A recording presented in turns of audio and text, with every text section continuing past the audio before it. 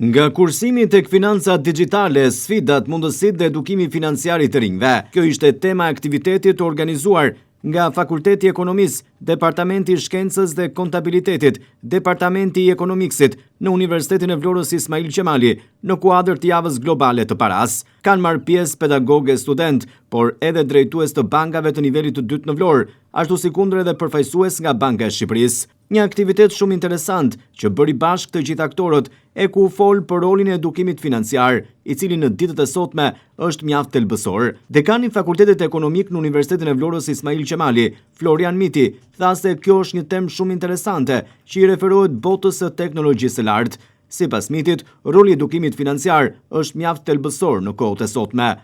Tema e zgjedhur për sot për këtë workshop është shumë aktuale nga kursimet tek financat digjitale dhe i referohet një bote që ka një zhvillim teknologjik i cili po transformon mënyrën se si menaxhojmë parat, mënyrën se si ne marrim vendimet financiare dhe ndërveprimet institucionale. Roli i edukimit financiar bëhet gjithmonë më thelbësor.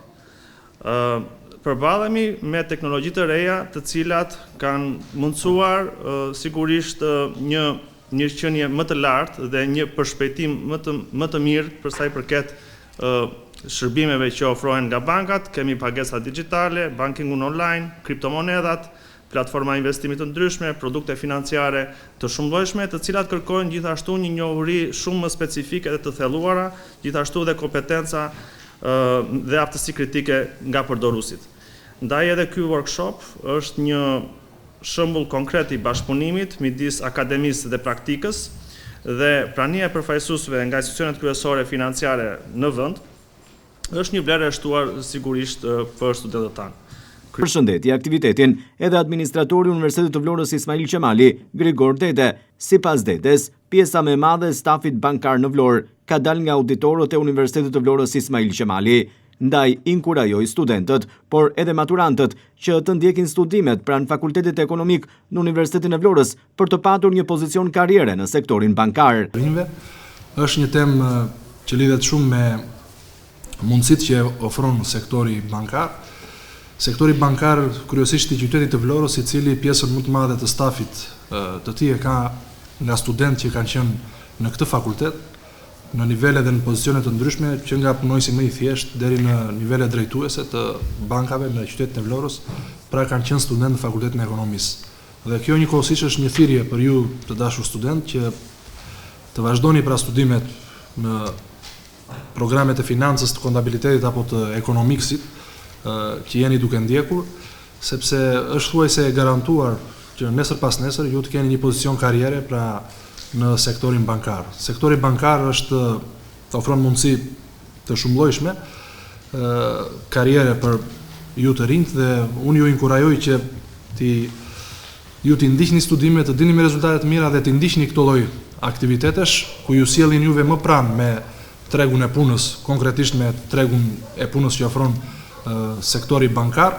Kjo është thirrje, por dhe këshillim, sepse jam i sigurt që nesër pas nesër pjesa më e madhe prej jush mund të jenë pra pjesë e këtij sektori. Përshëndeti aktivitetin edhe Valentina Semi, përfaqësuese e Bankës së Shqipërisë, zëvendës drejtoreshe e Departamentit të Sistemeve të Pagesës, Financës dhe Kontabilitetit në këtë institucion. Ajo foli për reformat e ndërmarra.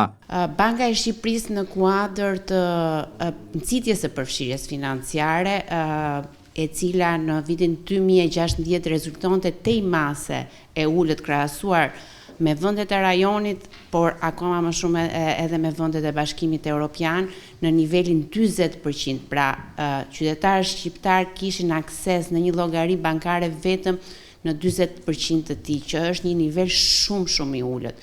Nga ana tjetër, përdorimi i instrumenteve elektronik ishte tej masët i ulët. Pra, ne bazuar në indekset e Bankës Botërore rezultonte që një individ mesatarisht kryente 3 transaksione në vit me mjete elektronike, që do të thoshte që tregu jon ishte totalisht jo efikas. Për të adresuar këtë çështje, ne në bashkëpunim edhe me shumë aktorë të tjerë ndërmorëm një reform thelbësore, strukturore dhe shumë dimensionale. Në radhë parë krijuam një organ bashkëpunues, që ishte Komiteti Kombëtar i Sistemeve të Pagesave. Ishte një entitet që na mundësonte të diskutonim dhe të bashkëpunonim me të njëjtin synim. Të them të drejtën, kur e kemi filluar rrugtimin tonë të përbashkët, atëherë nuk isha shumë pozitive për impaktin që mund kishte komiteti, përveç këtë faktin se ishte konsultues. Pra ishte vullnetare pjesëmarrja dhe ndërhyrja në sektor të ndryshëm. Megjithatë, u duk se nevoja për ndërhyrje ishte kuptuar nga të gjithë aktorët, nga bankat, nga institucionet shtetërore, dhe reforma jon pati një impakt mjaft domethënës. Mjaft të rëndësishme e cilësoi ndërtimin e një kulture të fortë të edukimit bankar, edhe drejtuesja e Departamentit të Ekonomiksit pranë Universitetit të Vlorës Ismail Qemali, Ilira Pulaj. Java globale e paras nuk është thjesht një aktivitet në kalendarin akademik. Ajo është një moment reflektimi dhe ndërgjegjësimi, një hapësirë ku dijet akademike takohen me përvojën praktike të institucioneve financiare, për të ndërtuar një kulturë më të fortë të edukimit dhe përgjegjësisë financiare. Në këtë kontekst vlen të theksohet me mirënjohje bashkëpunimi i vazhdueshëm ndër vite me Bankën e Shqipërisë, e cila ka qenë një partnere e rëndësishme në mbështetjen e aktiviteteve akademike, kërkimit shkencor dhe nismave për edukimin financiar të rinjve.